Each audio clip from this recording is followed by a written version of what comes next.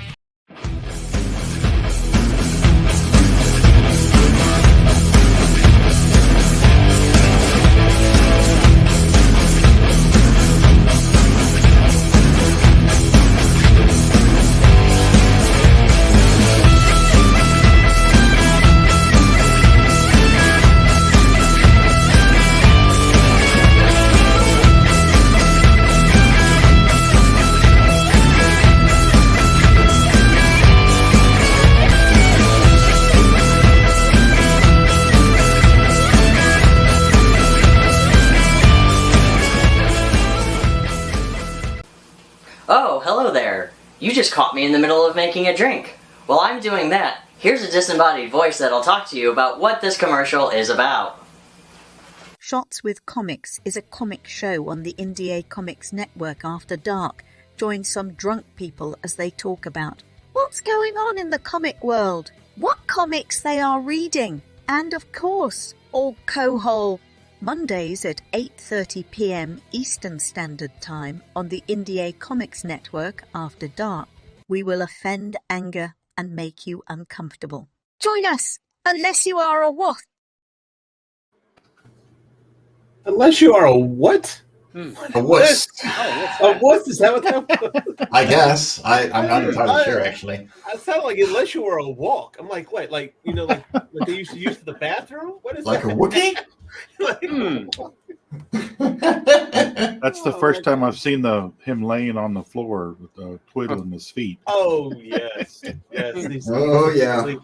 He went all out. He went sexy pickle on us. Oh, it's the worst.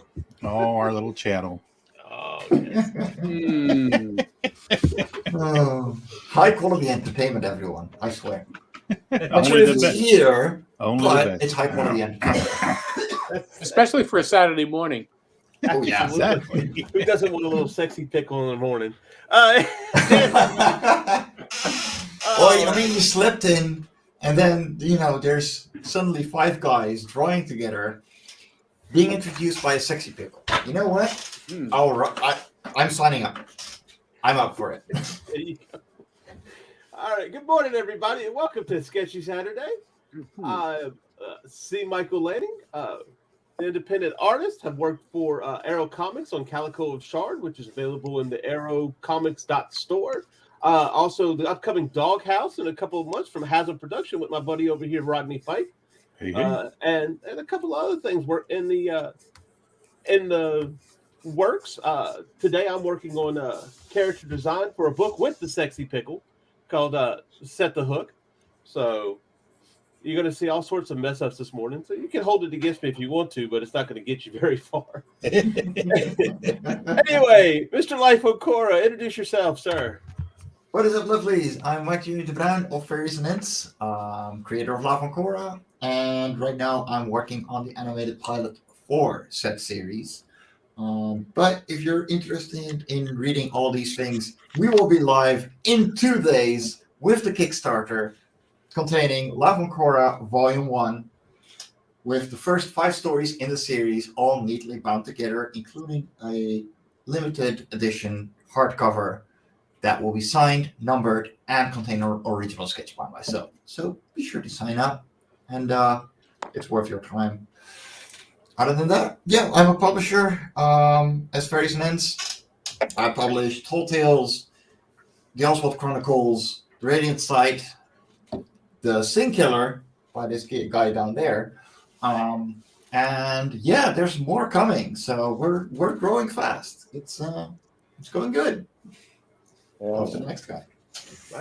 Nice. All right, on to the next guy. Looks like he's drawing something strange. What you got, sir? Cool. Hey guys, I am Rodney Fyke. I am finishing up my Vecna from Thursday night to Thursday night Throwdown. And I am a independent comic artist, writer extraordinaire, I guess. Do a little bit of everything. Working with Hasm Productions.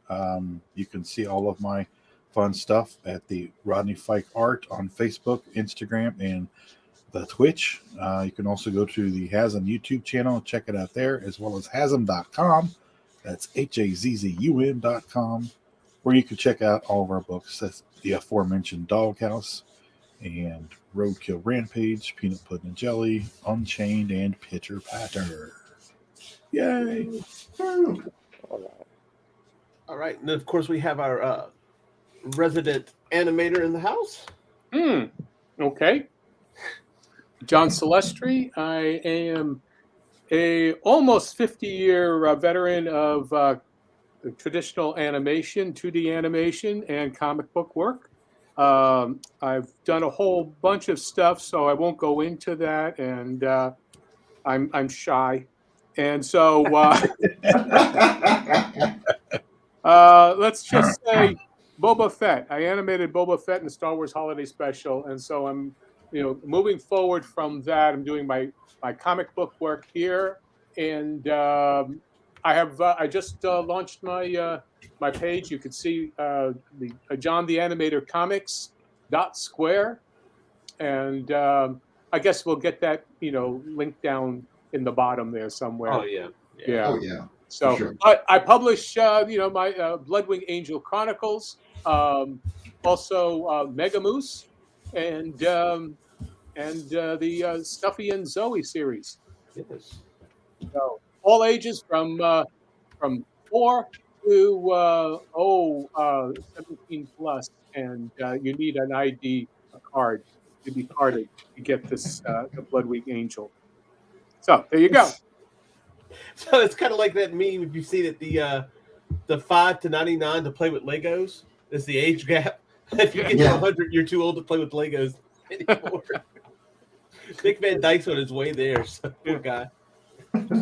He won't be able to play with Legos anymore.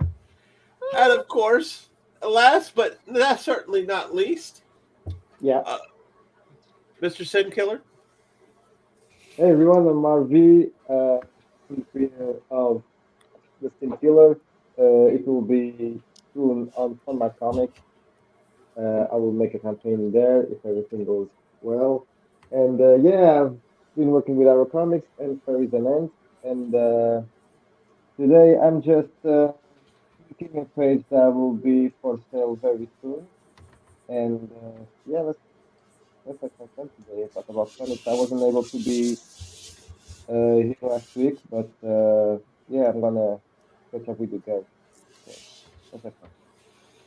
All right, awesome. Let's say good morning to the chat this morning. Brown Dog's in there. He's saying good morning, Saturday Sketchers. Now, mind you, it's an interesting thing to have Brown Dog here because he actually watches somebody else on Saturday mornings. So if he's here, he's taking time out from his other watching schedule. We appreciate that, Brown Dog. All right. Good to have you. Afraid says Chad P. Yeah, Chad Pickles Perkins. So should Morning, we just? Allison. Oh. Yeah, but go ahead. I was going to say, should we just start calling him Pickle? We'll start calling him Dill. Dill, there you go. Build the dill. There you go. Bill the Dill. Oh my God. Badgerco. Morning, Badgerco. Of course, Glenn's sitting here making fun of me in the way I say outside the box. and the Indie Comics Network better be there. Well, you should do like an experiment and do try like 5 or 6 different takes of Outside the Box, and we can pick which one we like the best. Well, no, Sounds like fun. I kind of stopped doing the monologues now, so he's not gonna hear it as much. But it definitely was time consuming. But speaking of time consuming, Mike, how do you draw a comic book in 24 hours? Yeah. Madness.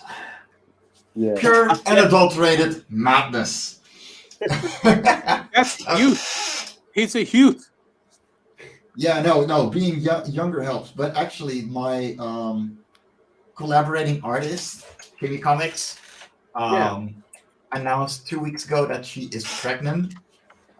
So that's going to be interesting for this experiment. Oh.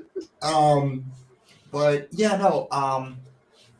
We'll just have the concept written down, like just a basic idea of what the story is going to be. Okay. And everything other than just the idea and, scene to scene description will be made inside the 24 hours. So we're probably going to do the Marvel method and just storyboard the entire thing, start drawing, and while we're doing that, we're going to let the writers think about the dialogue and all the things that, need to be in there as we get along. And Kimmy will be pretty much doing the pencils. I will be doing traditional inks, overset pencils, and then her husband will be flat coloring, probably. Cool. Besides doing writing together with my girlfriend. So that's going to be her debut on the big screen. Awesome. Nice. And when is this? And when are we doing this? We are doing this February 4th right here on the Indie Comics Network. Right. Actually, let me upload something and hope Nita doesn't hate me for it. So you can see all the information right here. So awesome. 8 a.m. Central European Time, aka 2 a.m. for you Americans, and I'm not sorry because we're going to go for 24 hours, so it's going to be fine because you're going to see a lot of work getting done either way. And by the time you go to bed again, well, we'll just about be done. And we definitely be done with it. So you've done this before, huh? I tried once before. But a migraine decided that I wasn't going to finish it back then. But yeah, no, I'm fine. And yeah, I'm just gonna be launching Vasconcelos on Monday, and then not the coming next weekend, but the weekend after that, I will be going through that challenge. So you will have to excuse me as I am not at Sketchy Saturday again. Because I will But you'll still be sketching. Oh no, I will definitely be sketching. I will be sketching and inking and very busy. And everything will be live. So you will just find it here on the Indie Comics Network. Awesome. Well,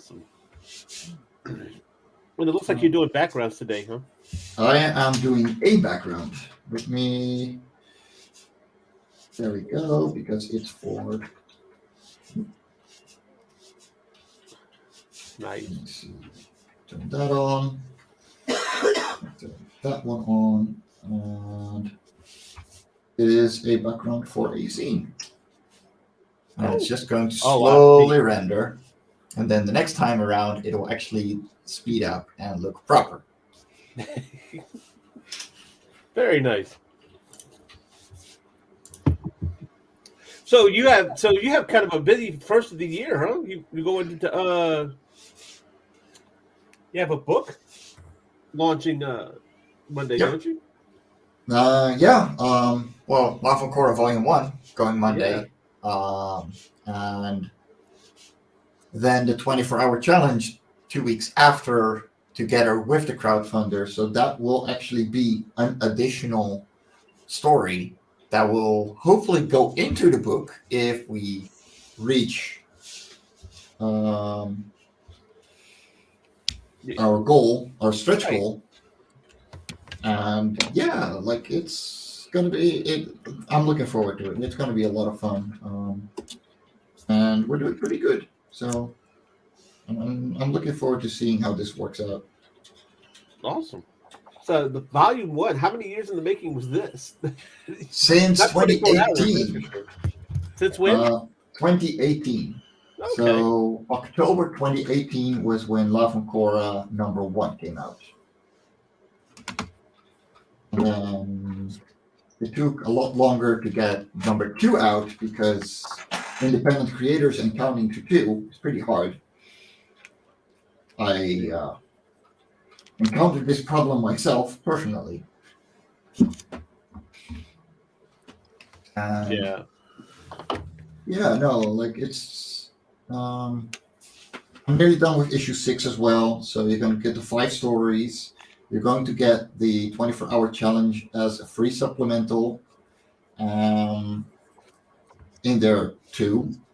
And if we reach our €5,000 stretch goal, I am actually going to put the 24-hour challenge comic into the book, which means that together with all the other stretch goals and extras, you're going to have a book that is over an inch thick and over 200 pages long.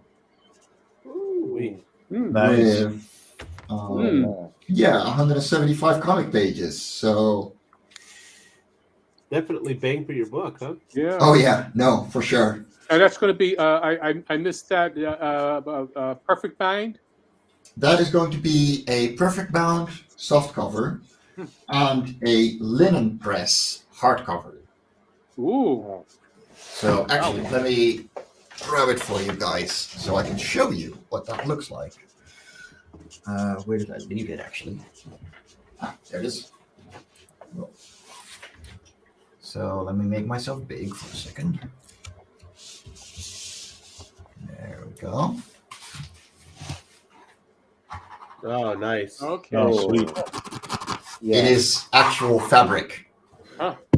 that Very is being cool. pressed on cardboard. Oh, wow. And Nice. then Cool you, style. of course, get Nice. all the pages like you're used to. Mm-hmm. And this camera does not do it justice, Oh, but yeah.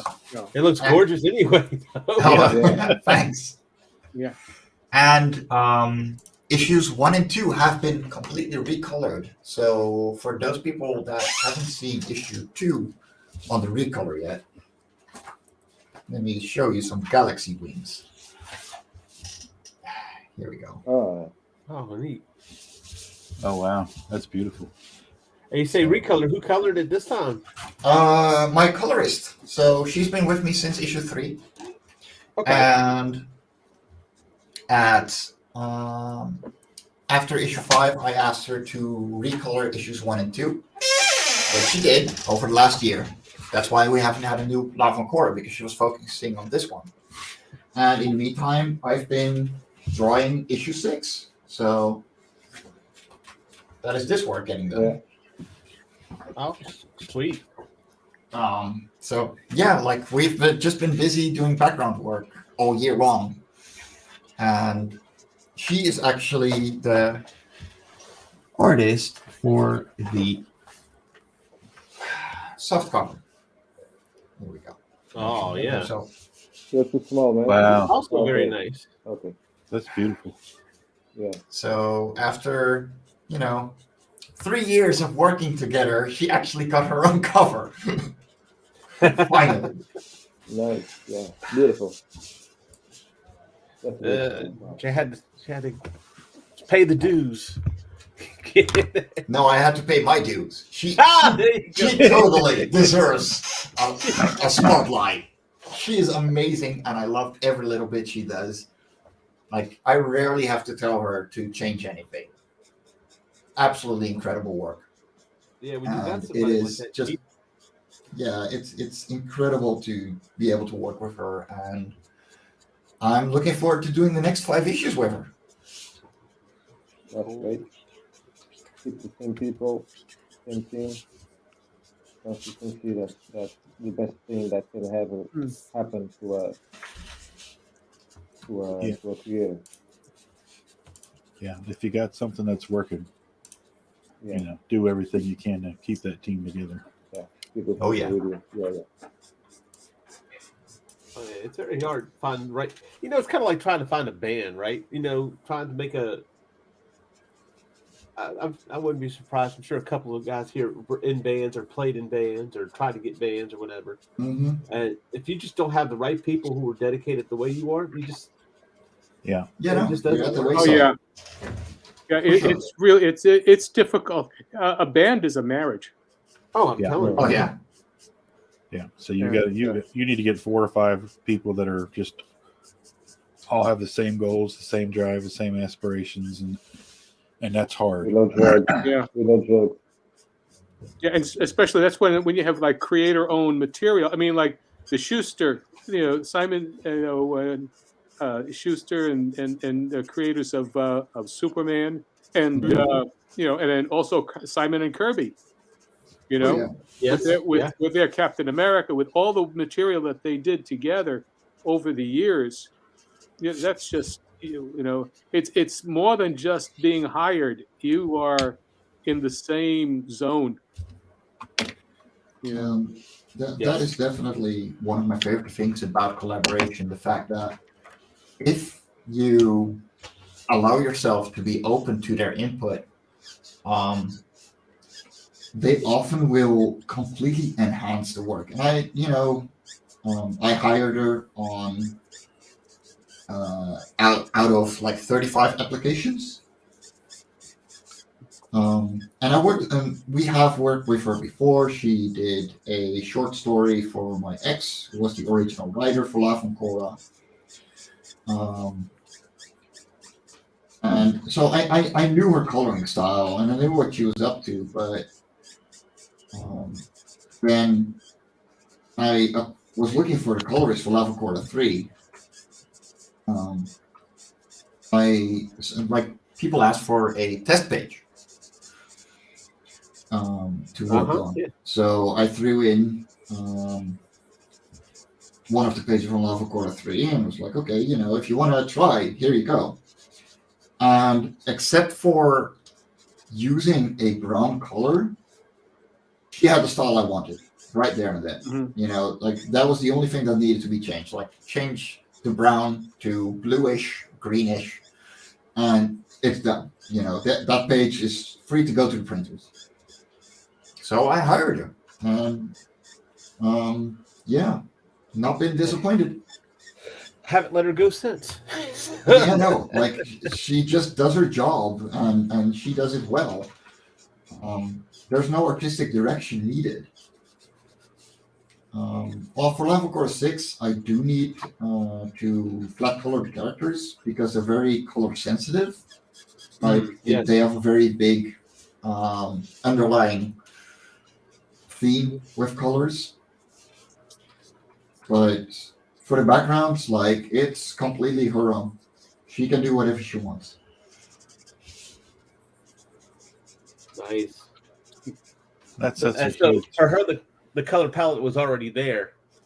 Mm-hmm. Yeah. She came on because it has a very beautiful color palette. It's very blue, green, and purple. Well, yeah. I like that. Yeah. The whole reason for that is that, the core doesn't give off any yellow light.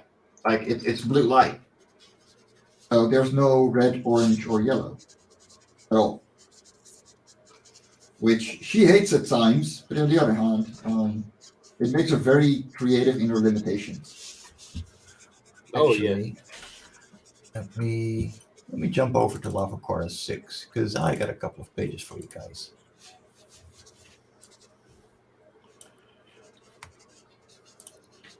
And I can give you a preview of the first 5 pages. Nice. Allison making the statement about the 24-hour comic that You do it one line at a time. Exactly. She says I've tried to do the 24-hour comic. My disability says nope. Oh. I get you. It's Yeah. tough. She is loving that Vecna, Rodney. Oh, thank you. Yeah, that's great. And proud mama behind the scenes is saying our baby did that, talking about the vinyl cover for Life on Cora Volume. Oh yeah. Oh, yeah. Oh yes, she did. That's still mind blowing. Like she just gets back to you every single time, and it's always a better thing. Holy crap! Yeah, and she still has that imposter syndrome. Yeah, well, I found that doesn't get any better with age; it only gets worse. Yeah, I don't think it will. Yeah. It's just, but that's okay. I remember reading one time somebody who does. It was like a comic book agent or whatever the case is. It's like, how come we have all these guys that come in here that have big confidence in what they do, but they can't draw? It's horrible. But the people that can do amazing work have no confidence whatsoever. Well, because go ahead. Because a lot of us who put in the effort and judge themselves when it comes to their art are the ones that move forward. The ones that are okay with what they're doing are not going to improve because they don't see their flaw. Exactly. Yeah.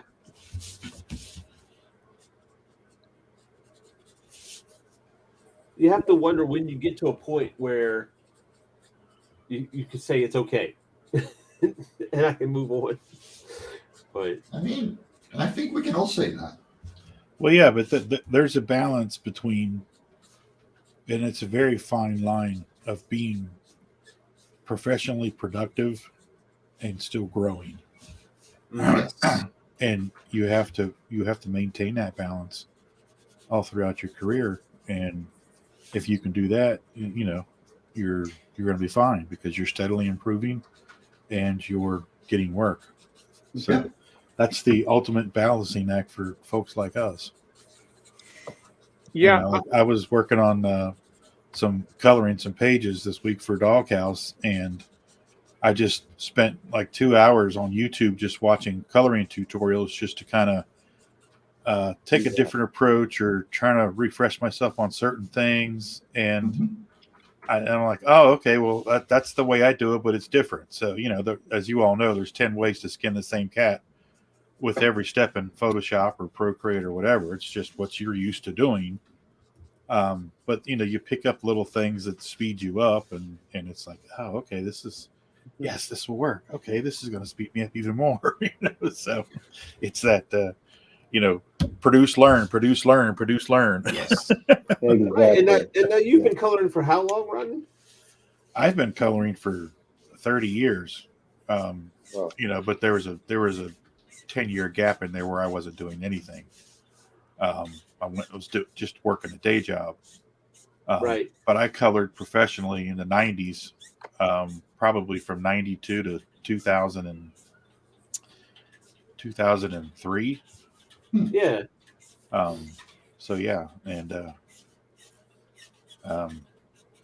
I've colored differently because didn't have Photoshop for years and years and years, so had programs that was trying to mimic the look, without all the bells and whistles. So now that I've got all the bells and whistles, it's just trying to improve what I do. At the same time, trying to be productive, because I was trying to get the pages ready for the Kickstarter to send off to Dave to letter. So I was concentrating on a specific set of pages, and making sure the colors were consistent and this and that and the other and all that fun stuff. So that's been my week.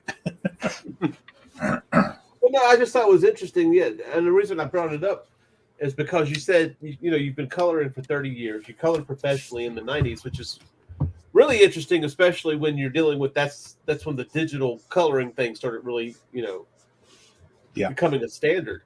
But you went to YouTube to learn in color, which is really neat. It means you're open to, because surely a lot of these people that you're watching coloring on YouTube haven't been doing it as long as you have.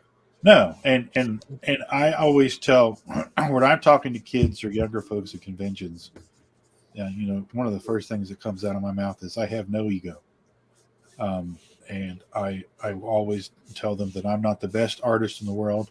I am constantly learning. I do what I do, Yep. And I'm constantly improving. And to when I say that, it kind of lowers the walls for them. Because I'm not coming off as this know-it-all old guy trying to teach them new tricks. It diffuses any defense mechanisms, and then they see you as somebody that can help them. And it's true. It's just see, you've heard me say it before. I'm not the best artist in the world. I do what I can do, but I'm constantly learning. And that's the fun of it all. It's if you love what you're doing, you're every day you're going to school. Mm. Right. And I love what I'm doing, so I'm at school every day. Well, it's just like swimming. The moment if you're in the deep water, and the moment you stop swimming, then you're just going to drown. Yeah. Yeah, there's always something to learn. Yep. And watching the YouTube videos, oh my God, I can't imagine where I'd be now if there was YouTube in the 90s. Yeah. Oh, I know, right? These kids today, they can just hop on YouTube or whatever, and there it is right at their fingertips. It was trial and error for us.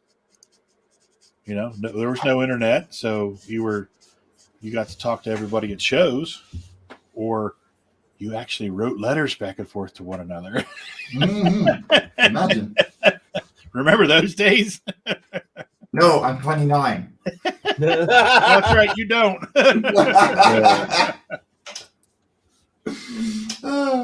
I remember Christmas letters. Back at WW2, we used to write transponders.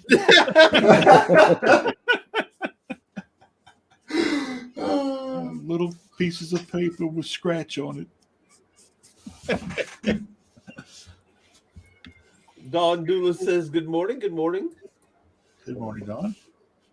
John, I'm going to put up your animation to show us. You were showing Okay. us the bag. Yeah. Okay, let me do that. Here. All right. Well, it All should right, have gone. where we are here. Okay, so this last I'm going to week. say, hold on, just a second, because for some reason it's not coming up. No, it's working here. It's working on this side. Yeah. Oh, I do not see it. Neither and I both do not see Here. it. Oh, Oh. It's No, there. it's up. It's up. Yeah. you could see rolling that around. You can't see that? We can. Not neither. Huh. I can't see it. I can see it. I can. Huh. Not me. Unless it's not on YouTube. Okay. Can everybody else out there see it? Because I can't see it. Nita can't see it either. Yeah. Yeah, go ahead and play it. No. Explain Okay. what Go it ahead is. and play it. Okay, I'll roll it out. This was last week's the drawing. There it is. Last week Okay. for Sketchy Saturday, and I shot these on my old Toon Boom program that I've had since 2009. So this is it.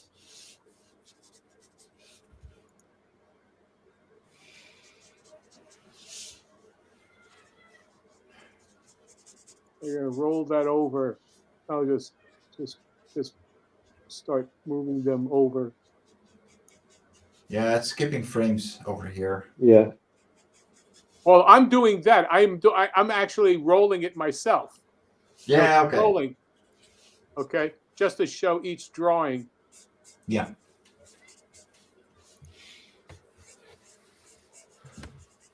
So anyway, I just wanted to show that how fast these drawings were. Maybe I think that there was a grand total of 20 to 22 drawings I did, and these are all basically 1 to 2 minute sketches. So that's so you know to get the idea of your animation of whatever you do, get your feelings down and your sense of timing, your sense of just and getting all the in-betweens in also allows you to see the movement. Don't worry about the form, but get the idea of expression and power and energy. And sometimes, a drawing is only on there for 2 frames, which is 1/12 of a second. Sometimes it's on there for 1 frame, which is 1/24 of a second, but they all count. And you can do things. But anyway, so I just wanted to show how quick you can do something and just get it out for you to experiment with, and then you see whether it works or not for you. So, and that's it. So, any Very questions? No, probably not. Well, okay, I do have a question because I was thinking about this earlier. When you're dealing with art, you have the XYZ plane, right? To be able to move your characters in space. Yeah. How does that play? How do you keep that in mind when you're having to deal with backgrounds that these cells are going to go on later? Well, you plan everything out in layout form. In other words, you plan out. Now, I'm seeing here that Allison could, and now you could see it. I think Allison is saying that she can see it now. Yeah, we started seeing it before you started to. Came up on. Yeah. Oh, okay, good. Okay, so the question is basically,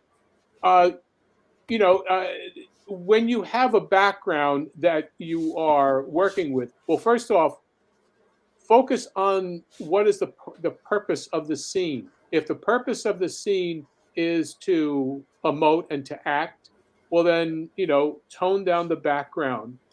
If you're moving the character around the background, you need to plan out the path of action, where your steps are going to be. Is the character going to pan across several lengths? And I'm going to stand here. It's like, for example, if you have a background that's, a screen is that big, and then you're going to pan it across like that. Well, say you have a background that's like this. Okay, I have a background here, and here's this background here, and I want to pan the camera. Say Elmer here is going to move in that direction, and I want the camera to move with it. Well, what you do is you have to lay it out so that you know where the camera is going to move.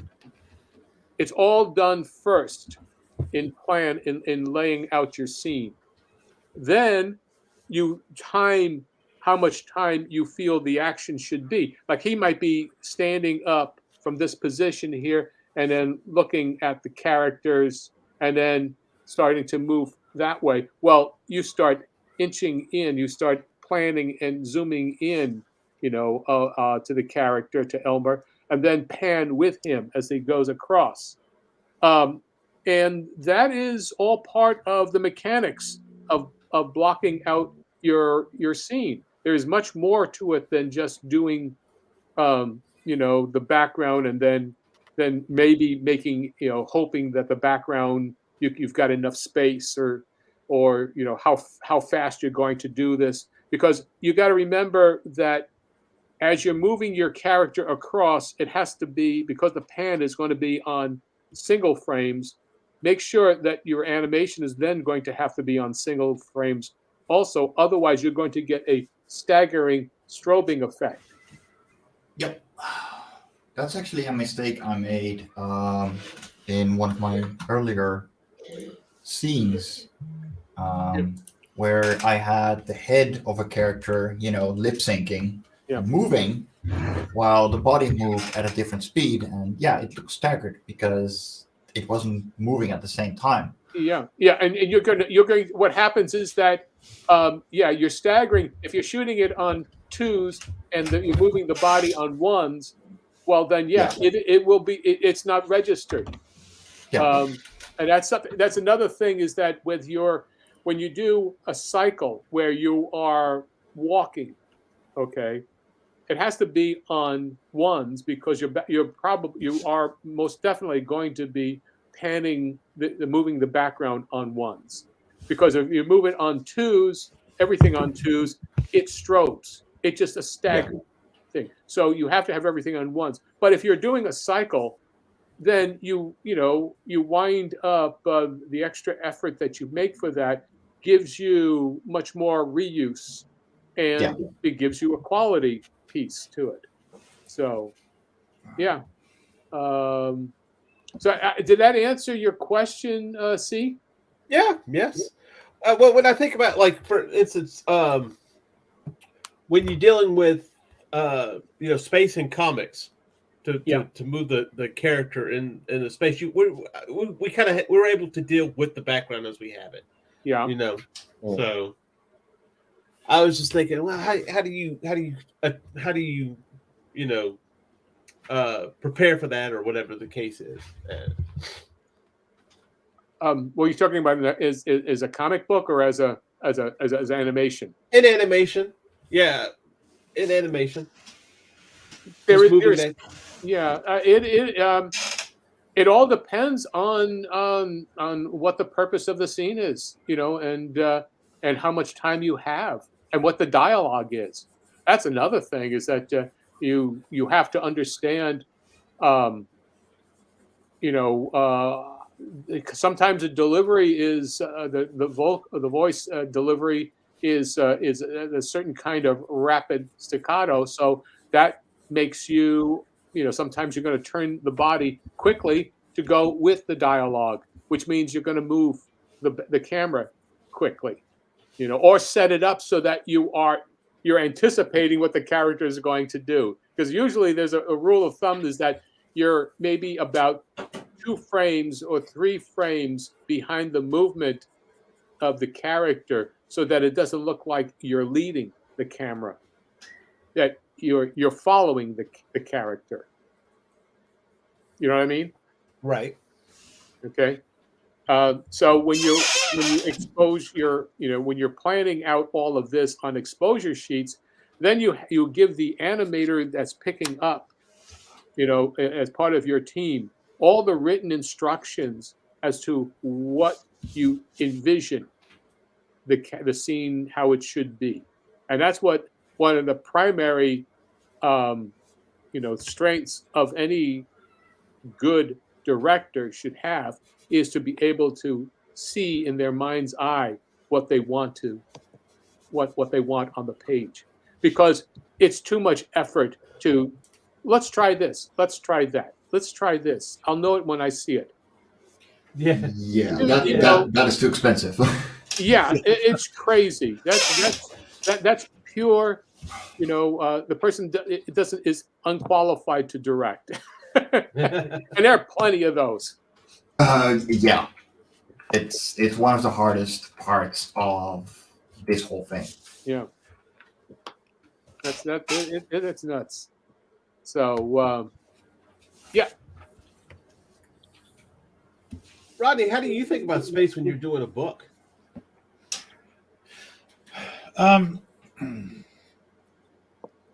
I think more in terms of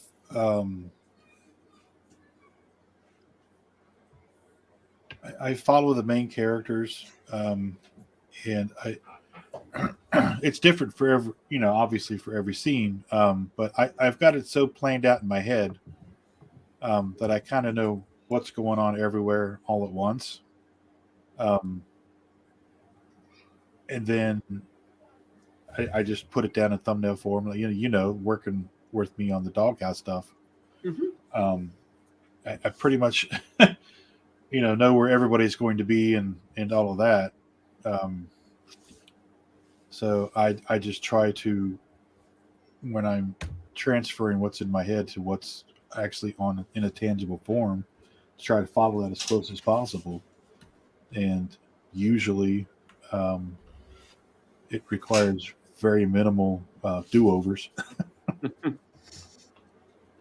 And just making sure the proper things are happening, in the foreground, pushing things in the background where they need to be pushed in the background.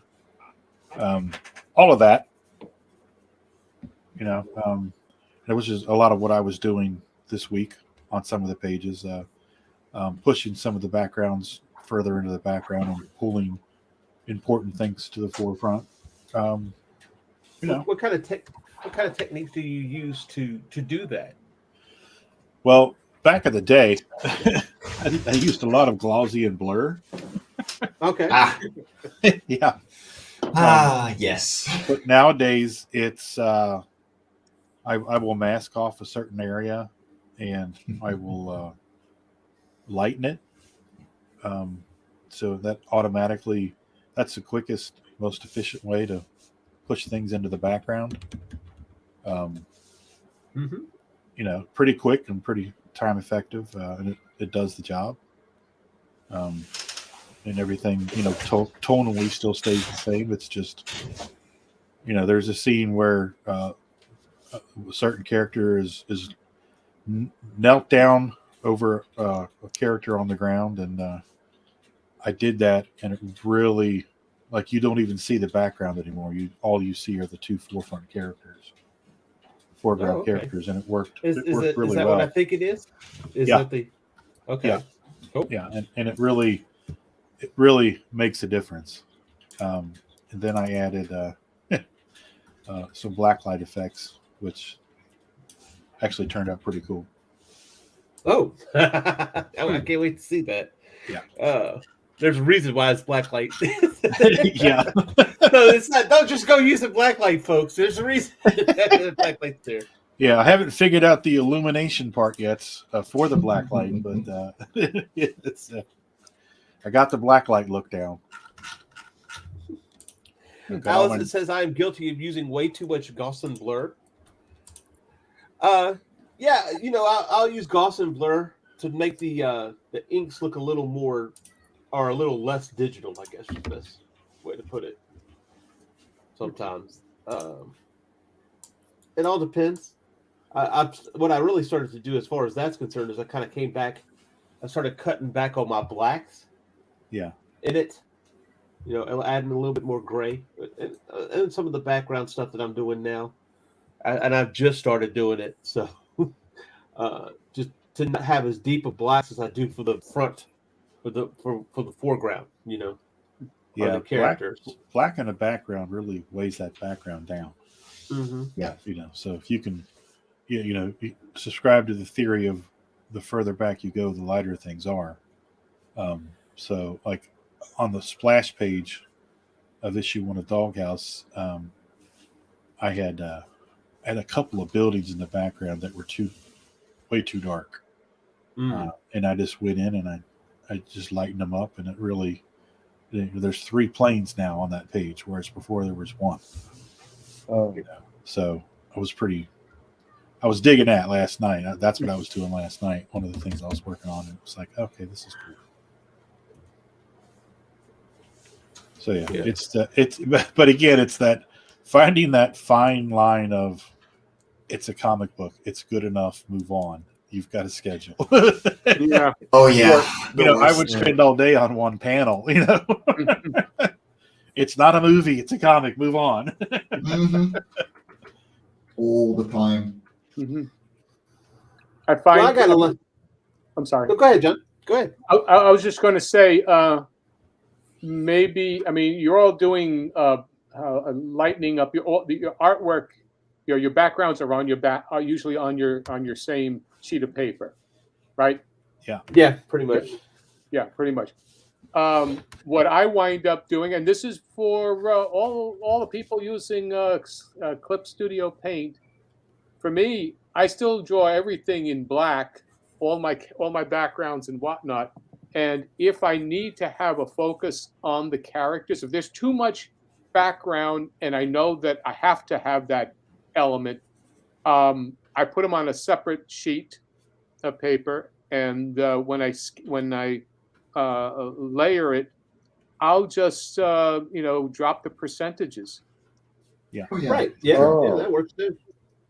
That's what I do. I just and to tone it down, just for the line, and then the color, I could do the same thing. That's to pop the characters in the forefront. Then, but I'm using basically my cheats of of the material that I have. I mean, I have a limited creativity in terms of how to coloring and things of that sort. So I stay and play within my box. Well, that is only a strong thing to do, because the more you limit yourself, the better focused you are on what those limitations are. It makes your life a lot easier along the way, because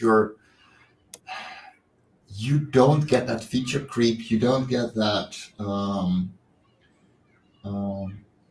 the overload of being able to choose everything. You're limited to this. How are we going to solve it with these tools? Yeah. And Specialization is important. Yeah. Well, the limitations, it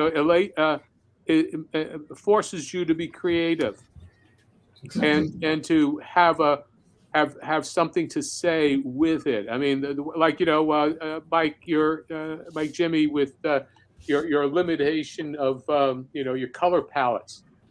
So it forces you to create an environment, and for you to be able to focus on what is important, instead of saying, I have all of these choices. Well, why do you have to have all these choices? It just confuses you, and basically, why? You have to it makes you have to spend energy, as though you are really. And is it necessary for something to be 98% versus 95%? Exactly. I mean, at what point is all these choices just making your mind go fuzzy? Yes. Going to the grocery store, why do you need to have 55 different variation of the same product? Yeah, I was thinking about it. Yeah. So anyway, yeah. So yeah, that's Oh, I want to say one thing in terms of focusing. I used to, early in my career at Nelvana, I could do quality and speed, okay, and I was always the footage man, the guy who would do all a lot of animation and quality animation and get above the footage requirement, the amount of time to turn in. And one animator said to me, he says, John, you could be even better if you didn't focus on speed. And so that's what I did. I took that speed and changed it. It was like about 2 years into my being there at Nelvana that I stopped focusing on speed and footage and just spent all of my time just trying to get to the quality within the footage quotas. Right. And that made a big difference in terms of how I drew. Oh yeah. Okay, so let me ask. So with that, and I think I understand that, because for some reason that's what I'm trying to get quick, but I'm trying now. My focus was the same thing. It's trying to get quick, trying to get it down, because the more you do, the more you get out, the more you produce. But I find that was pretty limiting. So what I'm trying to do is slow myself down, which is a lot harder than trying to be quicker for me anyway. Well, here's the thing. As you slow down, you start seeing more, and you're building your muscles more, your creative muscle more. And then what happens is that as you as you learn to what you're focusing on, you're building up your knowledge and your muscle memory, and then suddenly you wind up not having to spend as much time, creating stuff because you already know how to do it. The experimentation, you're focusing on material, and then suddenly every time you put a line down, there's no wastage because your muscles are stronger.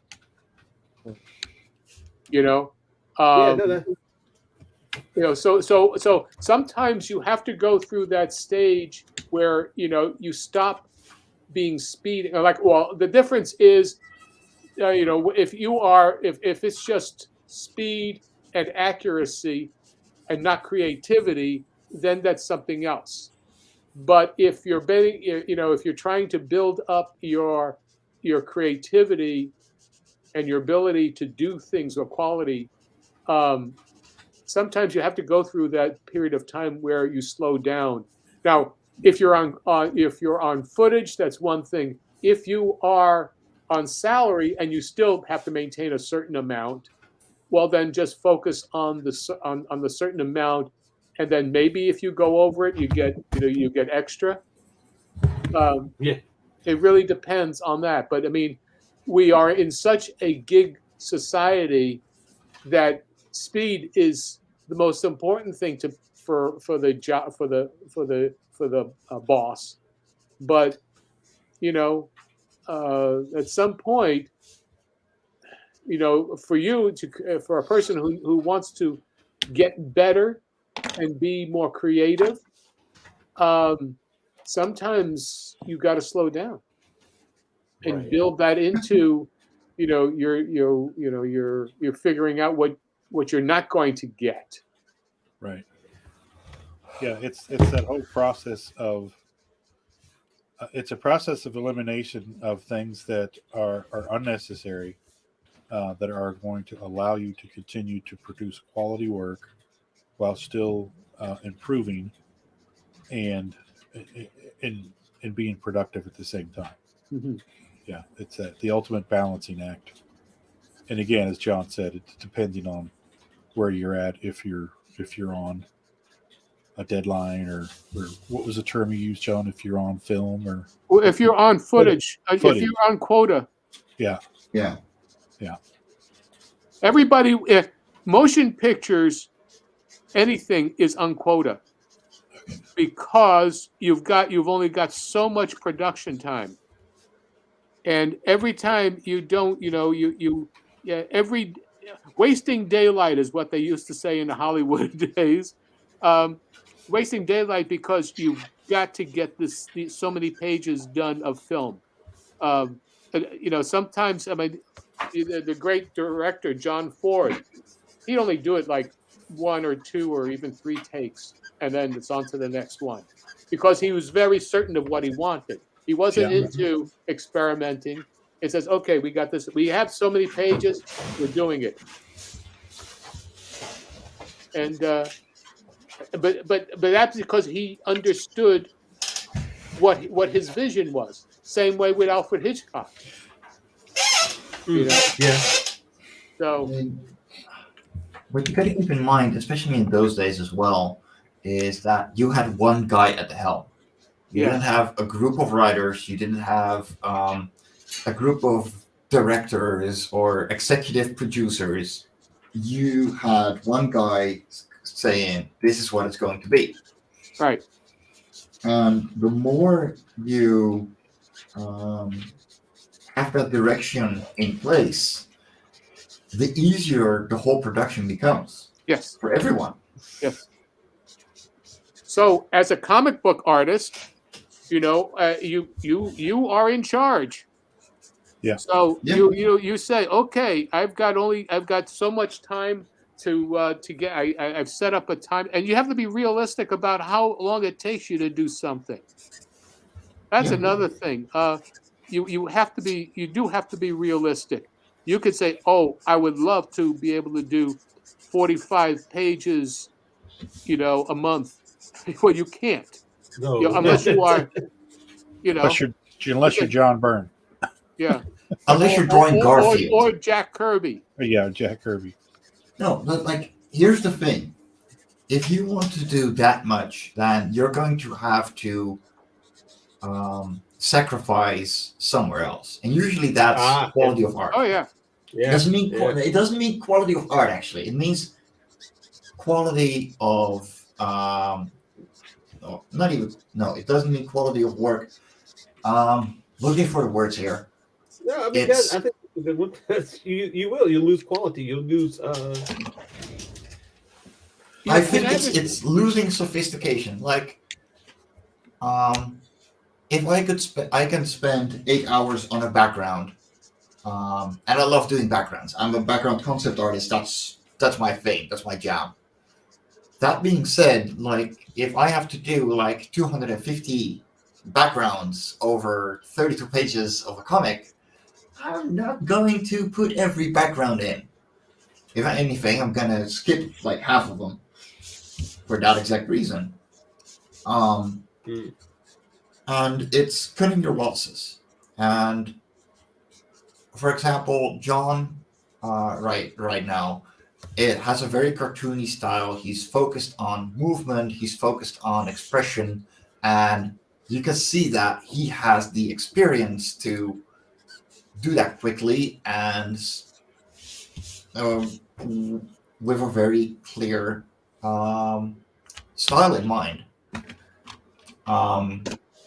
Where we have Rodney, who's spending way longer on a single piece, doing just a single thing because he wants to make the best of that single thing. And yeah, it's finding that balance for yourself. Like, where do you really want to put in the effort? Well, it's clarifying. When we do material, after a certain point in your career, you understand what your voice is. Yeah. And you can you understand your range. You can understand what you can do and what you can't do, and you understand that sometimes you have to give it 110%, but you have to know when you're about to strain yourself. Yeah. And that's a difficult thing to come to terms with when basically all artists are physical beings, and we're using our fingers. They see here, I'm drawing with this thing. I'm doing this with this. I've got a mallet finger. I'm not holding my pencil correct. I've learned to hold my pencil differently. You're dealing with those limitations. I am dealing with limitations, definitely. And so, but anyway, the thing is that when you do your work, you understand what your voice is, and after a certain point, if you've spent your time developing, an artist is usually for me as a cartoonist. Now, I'm a cartoonist. I'm not an illustrator. My animation is caricatured. I could do quite realistic animation. I've done the timing and all that, but to what end? I mean, if you're going to do a live action realistic stuff, just do it. Don't draw it. That's forget it. Rotoscope it and be done with it. Yeah, and be done with it. For me, I mean, for example, like the demon that I was showing you, I have a quirky sense of humor, and sticking out that tongue like one of those, like those rolled up, noisemakers from the 4th of July or New Year's, when you just like. Yep. Oh yeah.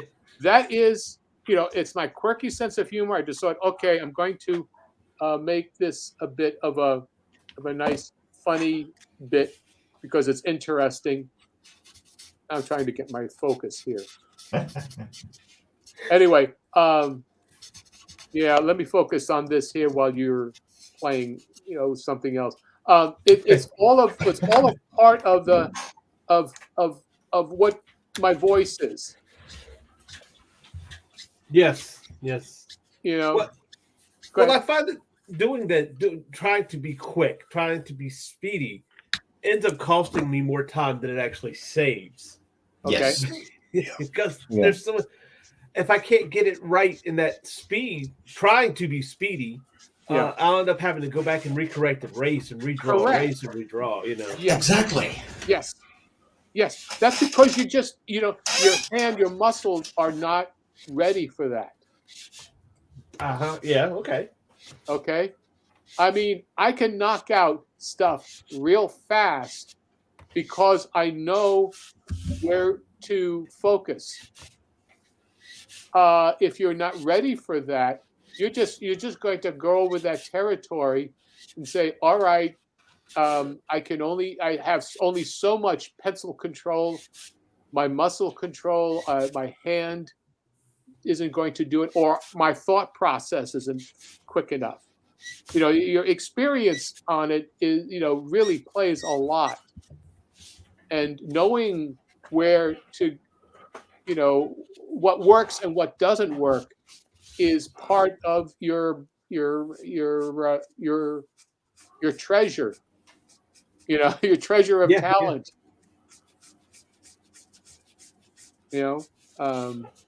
So it's it's something as simple as making a hand, drawing. Hands are really difficult to draw. Mm-hmm. Okay. So animators, I can animate a hand very well. And also you're posing. I mean, and also what do you do to make your hand look interesting without grotesque, but still, not look like just a bunch of sausages. I like sausage. Right. It's not his hands. It reminds me of a certain movie that just came out. If you haven't seen Everything Everywhere All at Once, then at least give it a look just so you can understand the sausage fingers thing. But yeah. So when you decided to focus on, so did you see that also when you decided to stop focusing on speed and start focusing on quality, that your speed got to that point that you were before? Yes, I could, but and the thing and here's the funny thing about it is that even though I was focusing on quality when I got into the feature, rock and roll by that point, I was always the one who did the most footage of quality stuff. Huh. Well, there you go. It all worked out for me because I focused on. I had the manual dexterity, but I also was building up on breakthroughs to to how to make the character believable, and the biggest thing is the eyes. Yeah. If you can make your eyes, if the character believable, like they're thinking and it's focused, then people will believe you.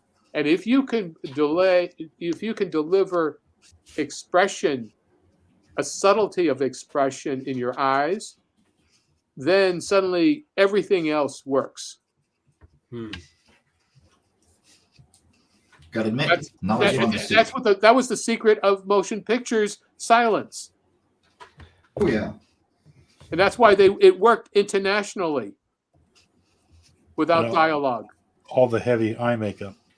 Well, it's the expressiveness. It's caricatured stuff, but it's still expressiveness. You look at any of the 1940s movies, that after they finally figured out how to do all the sound, and dialogue and everything like that, everybody's eyes were always expressive. Yep. You could tell that they knew how to. And once again, less is more. You don't have to be over the top, but because when you focus on eyes, then you're connecting with the reader. Yeah. with the viewer. Reminds me of that scene in Blade Runner. Eyes. I just do eyes. You Nexus 6, huh? I do your eyes. If only you could see what I've seen with your eyes. One of the best lines in the movie. Oh, I gotta say this. You know why people would in the old days, gangsters would shoot out the eyes of their victims? No, what? Why is that?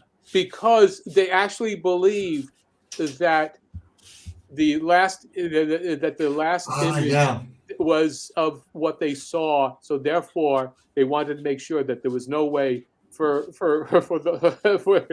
the cops to capture the eyes and to get the images in some way, shape, or form. There's a movie about that, wasn't there? Oh no, it's still a trope. It's still a thing, actually, in a lot of movies and series. It's total bollocks, guys. Yeah. Oh yeah. But there was a movie, what, The Eyes of Laura something. Laura Mars. Yes, it was okay. Was that who was in that? Was that Tommy Lee Jones? Don't know. All I know is what we're all doing is, basically with Google glasses and with everything, we're reaching to a point where, you might be able to register, if you've got particular, cataracts and you get lenses, and they're suddenly you're recording things, through your lenses, and now it's going up to the cloud. Mm-hmm. There's we're getting into that kind of territory. Very quickly. Well, not only in. Well, here let me put a little lightheartedness into this. Let's talk about Muppets. Let's talk about Muppets. Saturday. That sounds about fun. We're going to talk about Muppets. Okay. That was one thing that Jim Henson and Frank Oz insisted on when dealing with the Muppet Workshop. They had to be there when you put the eyes on every Muppet. Because if you did not put those eyes in the exact perfect right spot, they never look alive. Yeah. Yeah. No. Yeah. It's like a perfect. The face is like a triangle, and in order for that to work, it had to be in this position. And sometimes it's not as simple as X marks the spot. Sometimes it was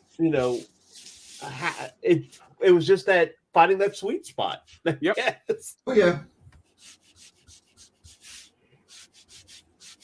And that's what it is. It's balance. It's the focus. Yeah.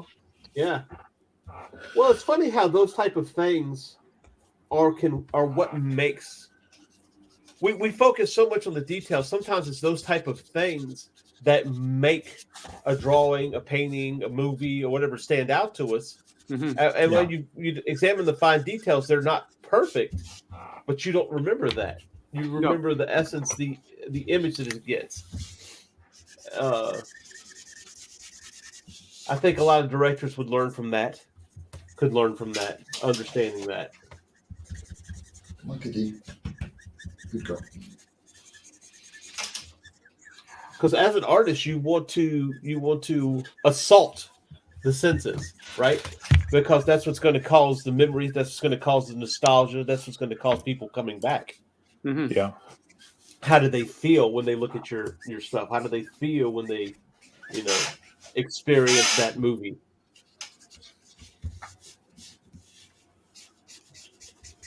I found the star of the show.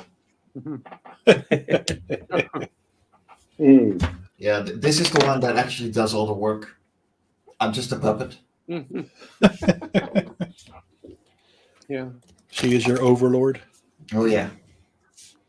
All hail mighty meow. She's gonna hate me because she's gonna miss me for a night again. Oh. Yeah, poor thing. Local cat has never been fed in their entire life, says local cat.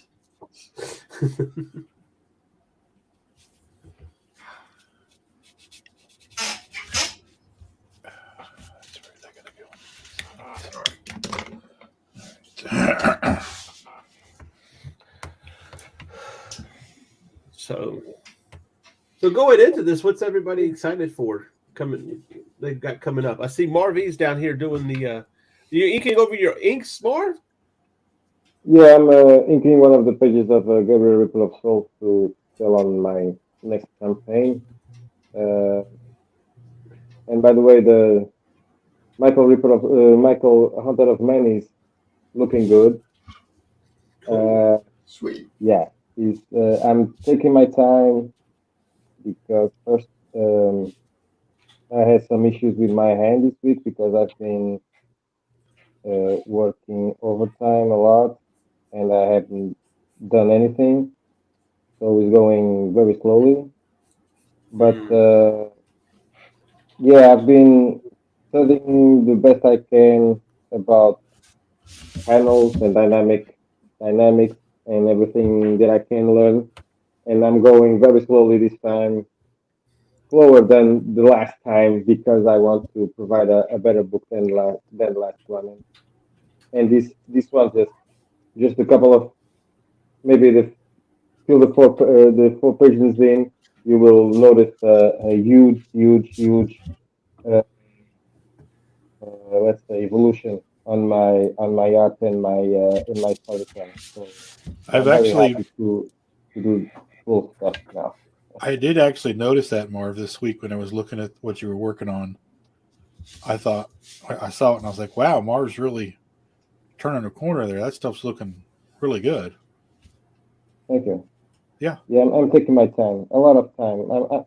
It's not wasting time. It's just investing my time, making stuff, thinking about them. And if it takes me another year to do only a 28-page book, so be it.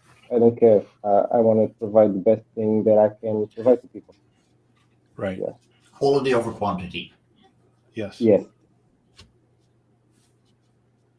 Well, it shows because the stuff that I was seeing you do this week looks really good.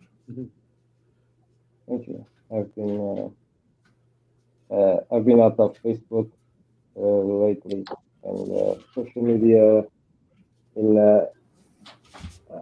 because I want to not waste my time on social media. I know that I need an audience, but I rather spend my time investing on my art than on social media. So I suspended my Facebook account, and I will come back in a few months. So it's gonna take a while for me to post something, but when I'll post, it will be something very, very, very cool. Sweet. That's good. It's going to be worth it. I mean, it's taking that time would be worth it. Yeah.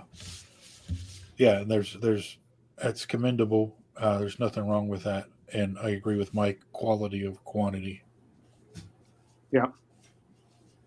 And just the improvement that I've seen in the last 2 weeks of your stuff. Oh yeah. It shows. And you're right. Social media is the enemy. I was struggling really hard with. I had all this shit on in the studio, and I'm trying to be productive. And I was like, you know what? This is just crazy. I turned it all off, and I just put on a podcast. It was just two people talking. Mm-hmm. So there's nothing to look at. It was just something to listen to, and then I was just cooking with gas. Yeah, that's what I'm doing. I play jazz. I do that too. And a lot of people come into the studio and they're like, dude, you like jazz? I'm like, hell yeah. Yeah. It's great. I love it.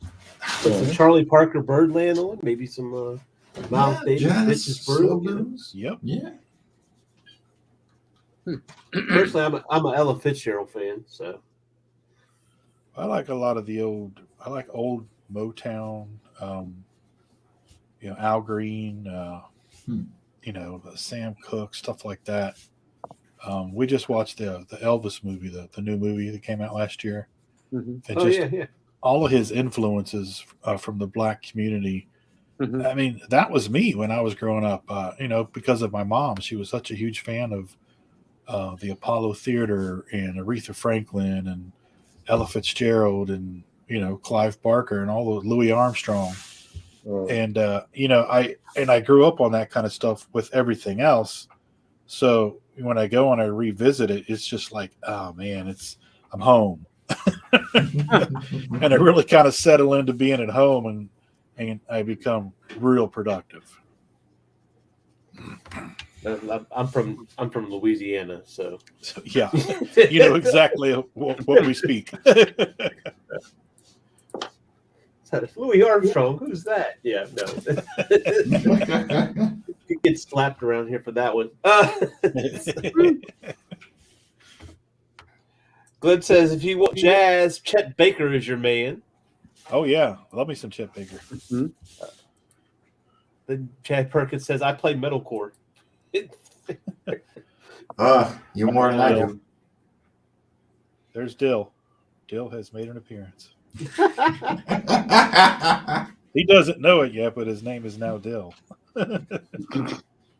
Dill Pickle. Sexy Pickle. Dill Pickle. Oh my gosh, now I'm just going to wait for him to comment on that. Yeah, that's what I was thinking. Just wait for it. Alice said, I admit I got a different picture when I heard Clive Barker. Yeah. And Nita's telling Chad, you have legally changed your name. The Council of Five have deemed it so. It is over. It is over. You are now. Oh, dear.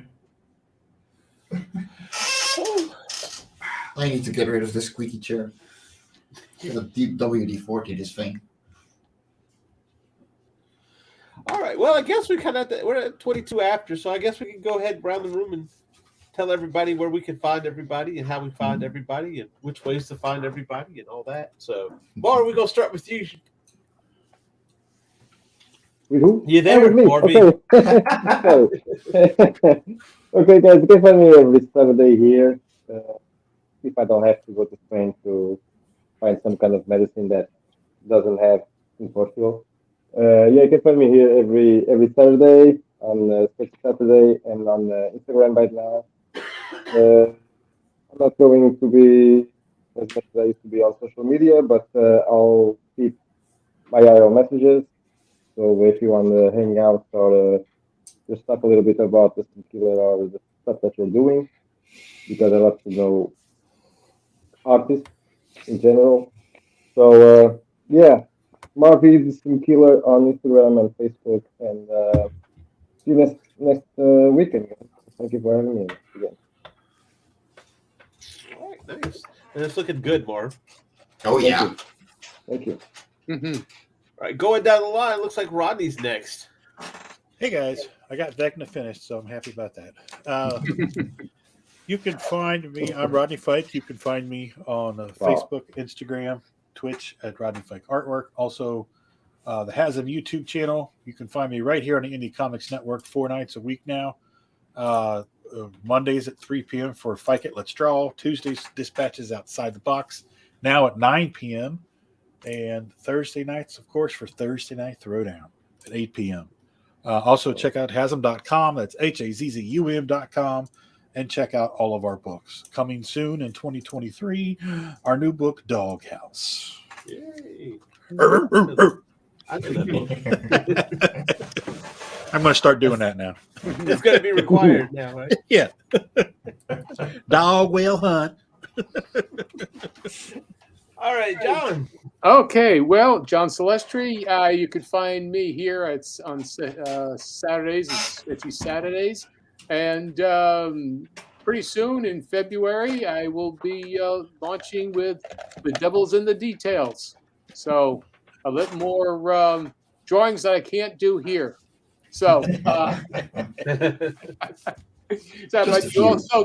you can also find me on my website on John Celestri. It's John the Animator Comics, on Square. So anyway, there's and there'll be something down in the links there where you can get to my blog. So, and that's it. Sweet. Mike. What up, lovelies? Well, you can find me here on Sketchy Saturdays. Whenever I'm available.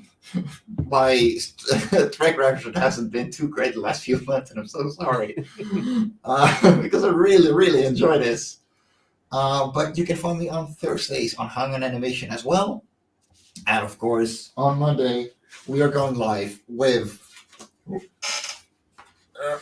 Live on Korra Volume 1 over on Kickstarter.